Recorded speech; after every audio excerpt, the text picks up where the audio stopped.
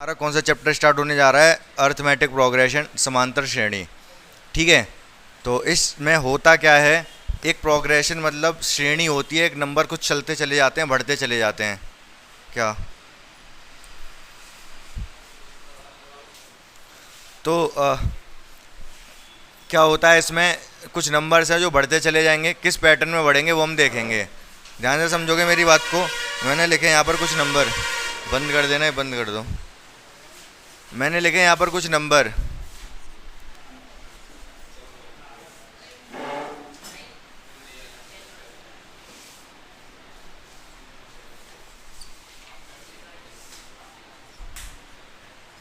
मैंने यहाँ पर दो दो सीक्वेंस लिखे हैं, दो श्रेणियाँ लिखी हैं।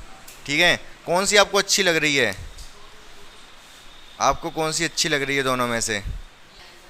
तो आपको कौन सी वाली अच्छी लग रही है? इसमें नीचे वाली अच्छी लग रही होगी, पूछो क्यों।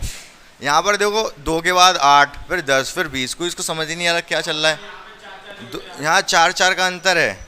ठीक है, यहाँ पर क्या है, 4 का अंतर है। 4 का अंतर, फिर 4 का अंतर, फिर 4 का अंतर। ठीक है, तो अंतर कैसा है? हर जगह समान। अंतर कैसा है? तो इसलिए इसको कहते हैं समान अंतर, समान समांतर। और श्रेणी तो चली रही है ये। क्या आप समझ पाए मेरी बात को? समांतर श्रेणी मतलब ऐसे नंबर जो चलते चले जाएंगे और अंतर जहाँ पर कैसा होगा, एक समान होगा, अंतर सेम सेम रहेगा हर जगह, तो उसको समांतर श्रेणी कहेंगे, अर्थमेटिक प्रोग्रेशन कहेंगे। Chapter number 5। ठीक है, क्लियर है इतनी बात आपको? तो मैं कुछ यहाँ पर लिखूँगा सीक्वेंस। इससे पहले मैं एक चीज़ समझ लो आप, अगर ये समांतर श्रेणी है, सबसे पहले आपको 2 चीज़ें समझनी पड़ेंगी। ऊपर वाला मैं मिटा दे रहा हूँ।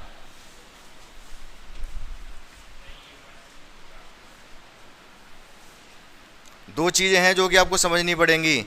एक तो ये पहला वाला, इसको कहते हैं प्रथम पद। क्या कहते हैं? प्रथम पद। ए से इसको डिनोट करते हैं। यहाँ पर ए की जो वैल्यू है वो कितनी है? 2 है। सही बात है। उसके बाद समान अंतर, इसको लिखते हैं सारवांतर। सारवांतर,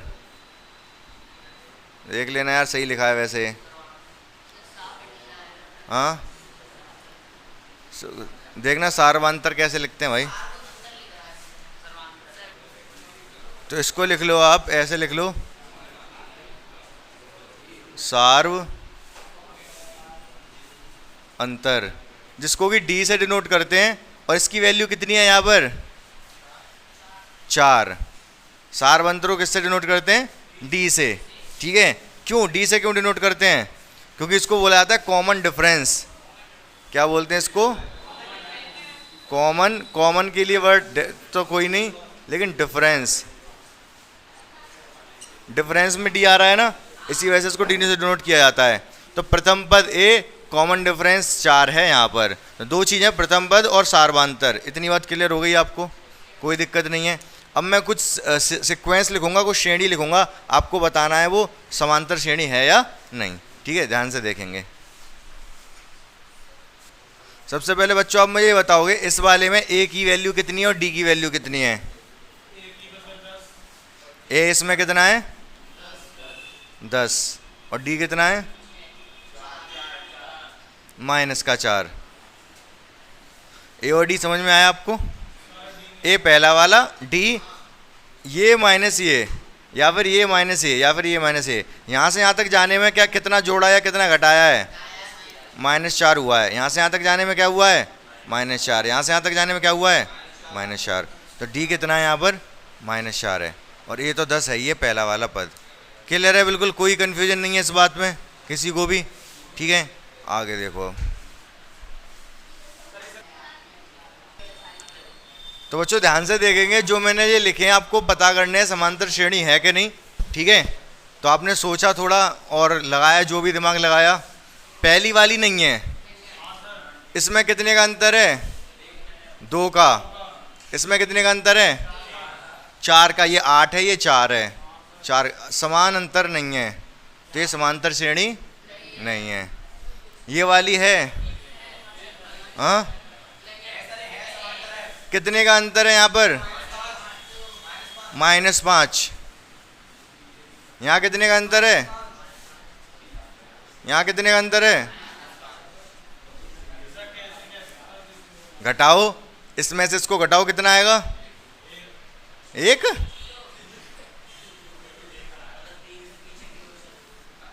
जीरो, 1, 2, 3, -1 -2, 3 से -2 पर आना है, 3 से -2 पर आना है। कितना घटाओगे?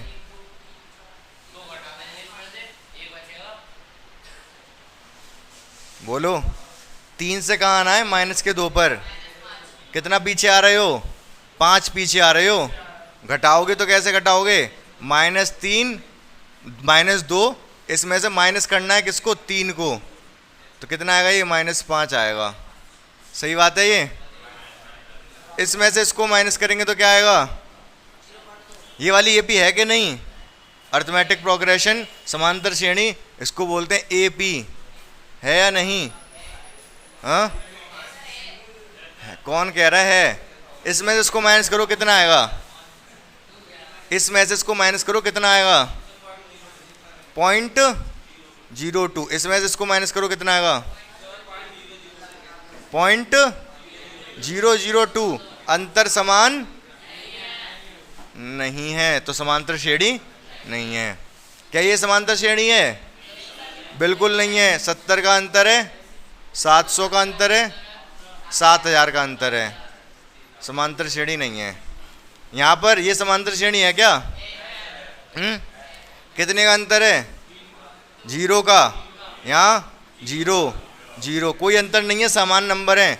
समांतर श्रेणी है, अंतर समान है। आई बात समझ के नहीं? ये वाला एक सही था। कौन सा वाला? 2 वाला? ये यहाँ 2 का अंतर था, यहाँ 4 का अंतर था। अंतर समान कहाँ है? सेम अंतर होना है, जैसे -5 -5 -5 सेम। हाँ सेम, यहाँ पर भी सेम अंतर। 0 0 0 समांतर श्रेणी है। इसको बताओ समांतर श्रेणी है कि नहीं? एपी है कि नहीं? हाँ नहीं है। कैलकुलेट किया आप लोगों ने? अरे पॉइंट में आएगा क्या मतलब है? ये कितना है? 6.5 है। ये कितना है? 9.5 है। ये कितने का अंतर है इन दोनों में? अंतर बताओ। 1.5, 1.5 का। इनमें कितने का अंतर है? 1.5 का। इनमें कितने का अंतर है? ये भी है। 1.5 का अंतर है भाई। 1.5 का अंतर है तो समांतर श्रेणी है। ये यहाँ कितने का अंतर है? अंतर निकाल ही नहीं पाओगे यहाँ। ये अपरिमेय संख्या है। क्या है? इर्रेशनल नंबर अपरिमेय संख्या है। अपरिमेय संख्या पता ही नहीं होती कितनी है, चलती चली जाती है वो। जब पता ही नहीं कितनी होती है तो क्या घटा लोगे आप उसको? जब पता ही नहीं होती कितनी है, घटा कैसे लोगे? हाँ नहीं घटा पाओगे। घटा नहीं पाओगे तो ये घटाना ही संभव नहीं है, तो समांतर श्रेणी का तो कोई सवाल ही नहीं उठता। क्या ये समांतर श्रेणी है? ये है। पूछो कैसे? अगर मैं आपसे ये बोलूं 4 - x कितना आएगा बताओ? आप कहोगे x की वैल्यू कहाँ पता है भाई? नहीं माइनस कर पाए। ध्यान से सुनना मेरी बात को। लेकिन अगर मैं ये कहूँ 3x - x कितना आएगा, तो माइनस कर दोगे आप। माइनस तो कर दोगे, लेकिन x की वैल्यू अभी भी नहीं पता। लेकिन हाँ 3x है, इधर x है तो माइनस कर दिया, 2x आ गया। समझ पाए नहीं समझ पाए? तो जब एक पता हो एक ना पता हो तो माइनस करना संभव नहीं है। तो दोनों ही x की सेम फॉर्मेट में हो तो माइनस करना संभव है। जैसे हम बात करते हैं, ये तो √2 है। √8 को पता है क्या लिख सकता हूं मैं? 2√2। √8 को लिखा जा सकता है 2√2। कैसे? 8 को लिख सकता हूँ 4 × 2। 4 का 4 बाहर आ जाएगा 2 की रूप में और 2 रह जाएगा, तो 2√2 आएगा। आई बात समझ या नहीं? क्या आया ये? 2√2। ठीक है। √18 को क्या लिखा जा सकता है? इसको लिख सकता हूँ 9 × 2। 9 बाहर आ जाएगा, 3 रह जाएगा, 2, तो इसको लिखा जा सकता है 3√2। 32 को क्या लिख सकता हूँ, 32 को 16 गुणा 2 लिख सकता हूँ कि नहीं, 16 बाहर आ जाएगा 4√2, तो ये कितना आया 4√2। अब चेक कर पा रहे होगे कि अब देखो ध्यान से, ये √2 था, इसमें से इसको माइनस करूंगा तो कितना आएगा, 2√2 में से 1√2 गया, कितने √2 बचे, हाँ क्या क्या एक, क्या 1√2। भाई मेरे ये बताओ कि अगर मैं ये कहूँ 2x में से 1x गया, कितना बचा 1x। अगर मैं कहूँ 2√2 में से 1√2 गया, कितना बचा 1√2, 2√2, 1√2, 1√2 तो बचेगा, तो 2√2 में से 1√2 गया, कितना बचा √2। 3√2 में से 2√2 गया, कितना बचा, और 4 में से 3 गया तो कितना बचा। तो ये एपी है, सभी जगह अंतर समान है, √2 √2 √2, तो ये एपी है। क्या आप बात को समझ पाए मेरी, हाँ समझ में आया कि नहीं समझ में आया, क्लियर है बिल्कुल, कौन कौन सी एपी है कौन कौन सी नहीं है, ठीक है। अच्छा अगर मैं आपसे पूछूं इस वाले में, लास्ट वाले में ही ए क्या है, ए और डी कितना है, डी भी √2 है, सही बात है। इस वाले में पूछूं ए कितना है और डी कितना है, -5 इस वाले में। और कौन सी एपी थी ये, अगर यहाँ पे पूछूं ए कितना है इस वाले में और डी कितना है 0, तो ए डी निकालना समझ गए और ए पी ढूंढना समझ गए आप। इस तरीके के सवाल आपके पेपर में आ सकते हैं, तो जो कि आपको समझ आ गए होंगे जहाँ तक मुझे उम्मीद है। हाँ ए पी क्या, हाँ वही पूछ रहा है कि ए पी है अर्थमेटिक प्रोग्रेशन समांतर श्रेणी, मतलब शॉर्ट में समांतर श्रेणी को बोले एपी। एपी है कि नहीं यही पूछा जा रहा था, तो हमने बता दिया कौन सी एपी है कौन सी एपी नहीं है, ठीक है। ध्यान से अपनी कॉपी पर नोट कर लो इन सभी को। अब दो अगला जो क्वेश्चन है बच्चों ध्यान से समझेंगे हम। मैंने ए और डी की वैल्यू दी है आपको, उस एपी के उस समांतर श्रेणी के पहले 4 टर्म बताने हैं, प्रथम 4 पद बताने हैं, ठीक है। तो बहुत ध्यान से समझेंगे हम। अगर ए की वैल्यू 4 है तो 4 से शुरुआत होगी, डी -5 है तो क्या होगा, -5 कम हो जाएगा, ये 4 में से -5 घटाएंगे कितना आएगा, -1। अब फिर डी की वैल्यू -5 है, फिर इसमें से -5 होगा तो कितना आएगा, -6, फिर -5 होगा कितना आएगा, ये 4 पद हो गए। इसमें डी ए की वैल्यू, चलो पहले ये करो, ए की वैल्यू 4 डी की वैल्यू 0, पहला पद 4 दूसरा कितना होगा 4 ही होगा क्योंकि डी 0 है, सब 4 ही 4 रहेंगे। ए की वैल्यू 1/2 डी की वैल्यू 2, तो ए पहला 1/2 हो गया, अगला क्या होगा,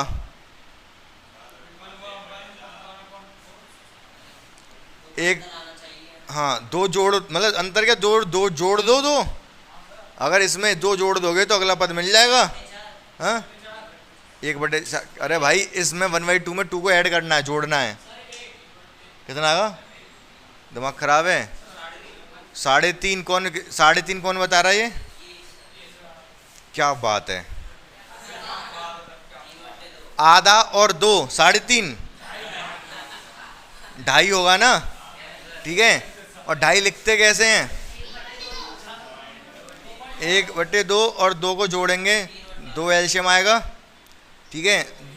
यहाँ 1 बचेगा, यहाँ 4, तो 5/2, तो कितना आएगा 5/2, सही बात है कि नहीं। और फिर इसमें 2 जोड़ो कितना आएगा बताओ, 5/2 में 2 जोड़ोगे तो कितना आएगा, जल्दी बोलो, 4.5 को कैसे लिखूं, हाँ 4.5 नहीं बट्टे में बताओ, 9/2, अगला 2 जोड़ो कितना आएगा,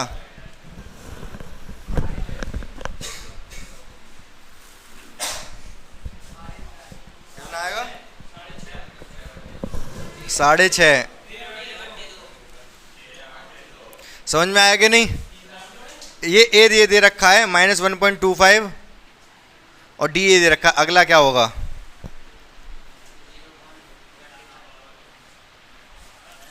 डी की वैल्यू ये दे रखी है, जोड़ दो इसको, हाँ जोड़ दो इसको,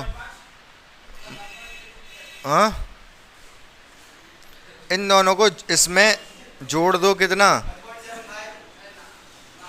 0.25, माइनस का 1.5 आएगा। आगे जाने के लिए फिर माइनस का 0.25 जोड़ दो, कितना आएगा? -1.75, फिर माइनस जोड़ दो, माइनस का 2। कहीं चारों सवाल समझ पाए आप? किसी को दिक्कत परेशानी समस्या लग रही हो तो पूछ सकते हो आप।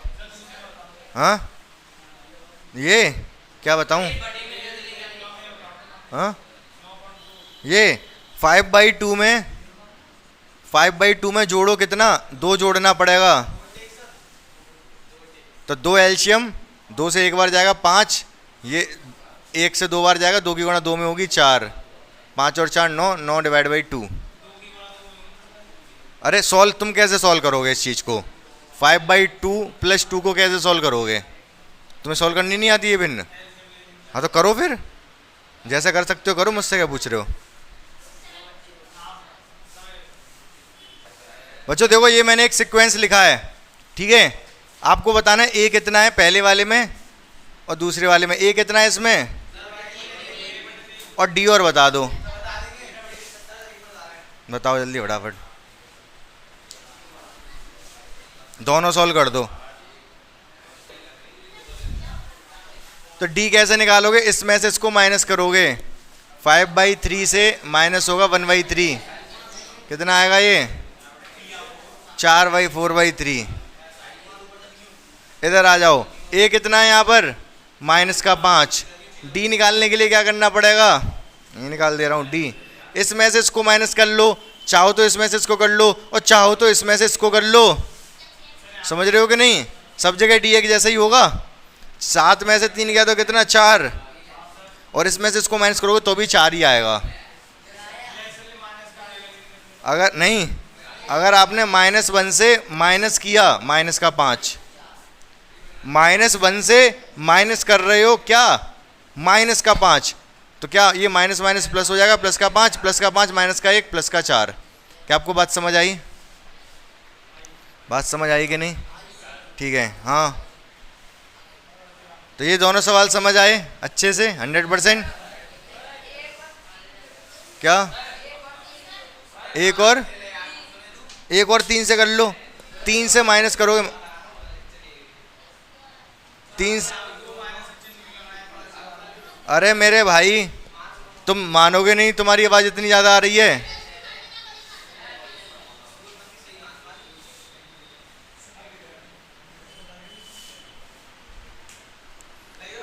तीन में से एक माइनस कर लो। 3 में से माइनस करेंगे,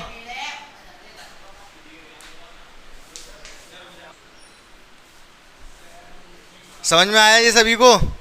आप क्या पूछ रहे थे? आप 1 और 3 के बीच में 4 का ही अंतर है।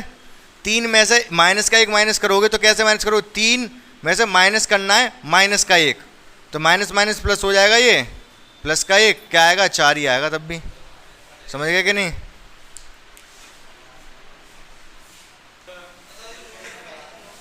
तो देखो बच्चों, जो पहला सवाल है 5.1 जो एक्सरसाइज है उसका पहला है वर्ड प्रॉब्लम है, वो आपकी वो पूछ रहा है जो सीक्वेंस बनेगा वो एपी में है या नहीं। क्या कहा कि एक टैक्सी में जा रहे हो आप, पहले किलोमीटर के 15 रुपये देने पड़ेंगे। 1 किलोमीटर अगर आप गए केवल टैक्सी से तो आपको 15 रुपये देने पड़ेंगे, ठीक है? 15 रुपये चले गए। 1 किलोमीटर कितने रुपए गए? 15। अगर 2 किलोमीटर गए तो आगे जितने भी किलोमीटर जाओगे पर किलोमीटर के 8 रुपये एक्स्ट्रा देने पड़ेंगे। तो पहले किलोमीटर के 15 और दूसरे किलोमीटर के 8, तो 2 किलोमीटर के 23 रुपये देने पड़ेंगे। क्या ये बात समझ आई आपको? ठीक है। अब 3 किलोमीटर, 3 के लिए गए तो पहले के लिए 15, दूसरे के लिए 8, तीसरे के लिए भी 8, कितने रुपए देने पड़ेंगे? 31 रुपये। 4 किलोमीटर कितने देने पड़ेंगे? 8 और जोड़ दो इसमें 39। तो एपी बन रही है कि नहीं बन रही है? बन रही है। ए कितना है इसमें? 15 और डी कितना है इसमें? 8। क्या ये बात आपको समझ आ गई 100%? कोई दिक्कत नहीं है, आसान था बिल्कुल। जल्दी से इसका दूसरा सवाल पढ़ो फटाफट। अब देखो जो अगला सवाल है बच्चों, बहुत ध्यान से समझोगे। एक सिलेंडर है, क्या है? बेलनाकार सिलेंडर है, जैसा आपका होता है घर पे बेलनाकार ही होता है वो। अब इसमें क्या है, एक बार हवा मतलब खोला, हवा निकाली तो कितनी हवा निकल जाएगी?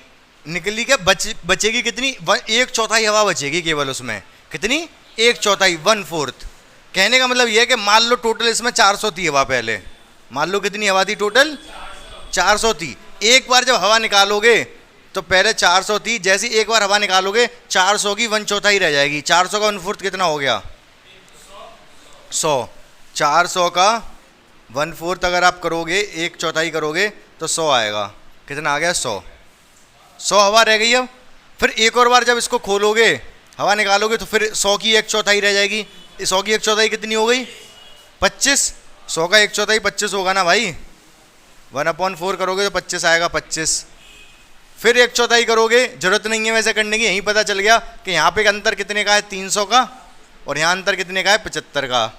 तो अंतर सेम नहीं है, तो ये एपी में समांतर श्रेणी में नहीं है। क्या आपको बात समझ में आई?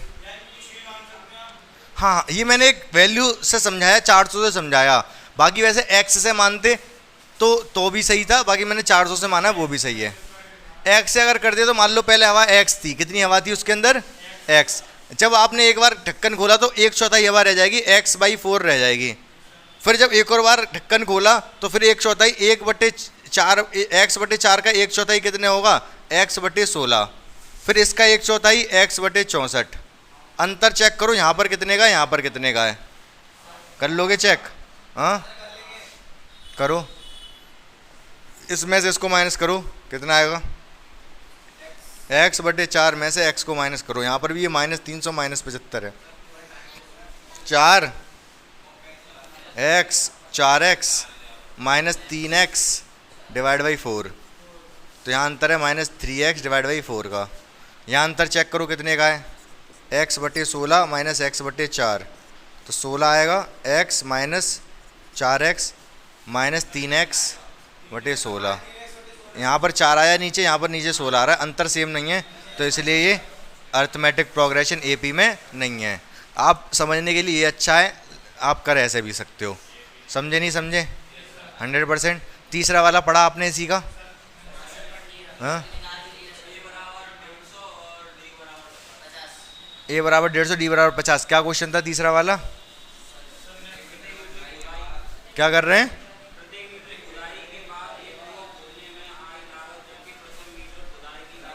अच्छा, वो पहले के जैसे ही हो गया, मतलब कुआं खोद रहे हैं हम, तो पहले मीटर के लिए कितने रुपए देने पड़ते हैं, 150।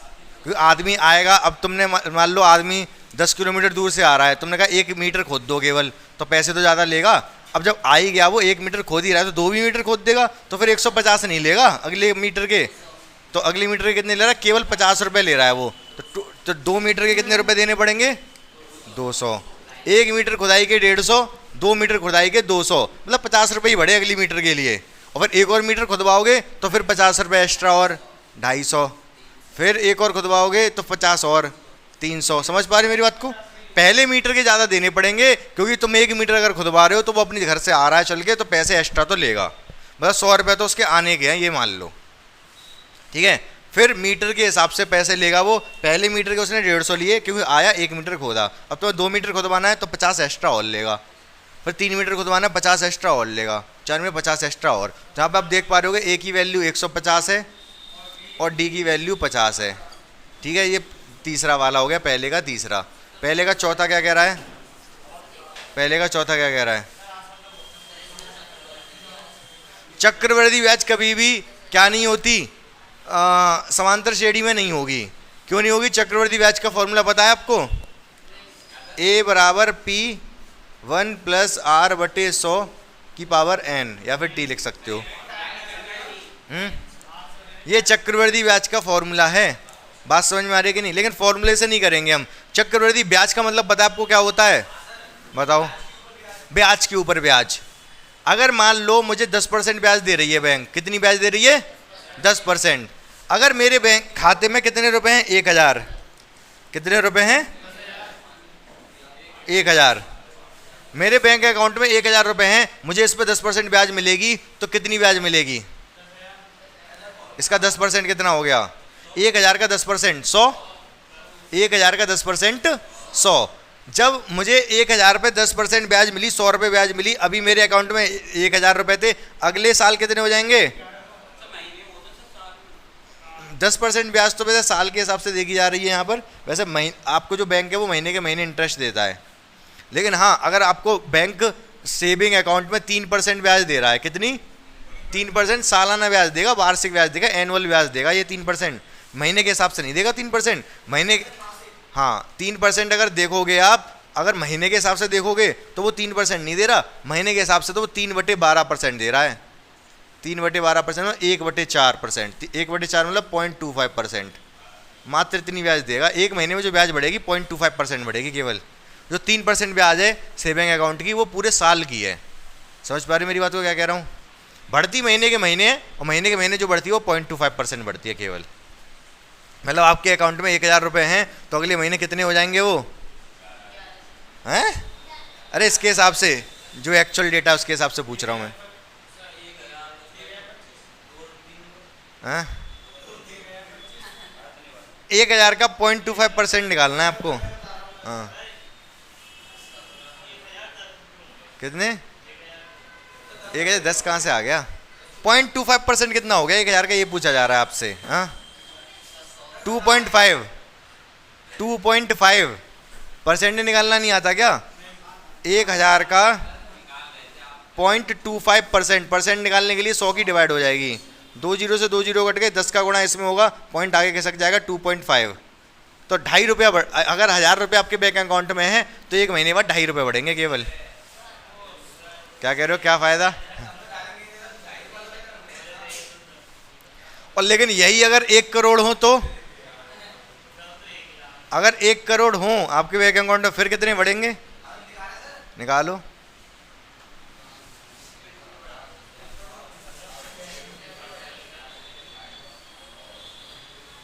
जल्दी निकालो फटाफट। अरे दिमाग खराब है।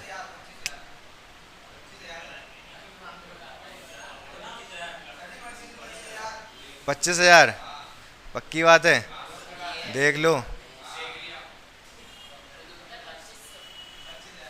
1 करोड़ में कितने जीरो होते हैं? 1 2 3 4 5 6 7। 0.25% निकालना है इसका। 2 जीरो तो यहीं निपट लेंगे, ठीक है। अब ये पॉइंट, ये यहाँ पर 2 से पहले पॉइंट है तो 2 जीरो तो पॉइंट हटाने में जाएंगे, 3 जीरो और लगेंगे। 25,000 मतलब कहने का ये है कि अगर आपके अकाउंट में 1 करोड़ रुपया पड़ा है तो 25,000 तो अपने आप महीने के आएंगे कुछ किए बिना।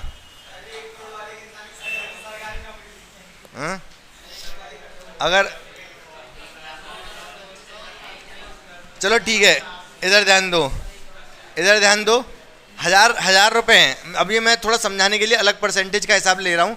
1000 रुपये हैं हमारे बैंक अकाउंट में, हमें कितनी ब्याज मिल रही है? 10% ब्याज मिल रही है, ठीक है, सालाना मतलब, ठीक है। तो 1000 से 1100 हो जाएंगे, इसका 10% कितना आएगा? एक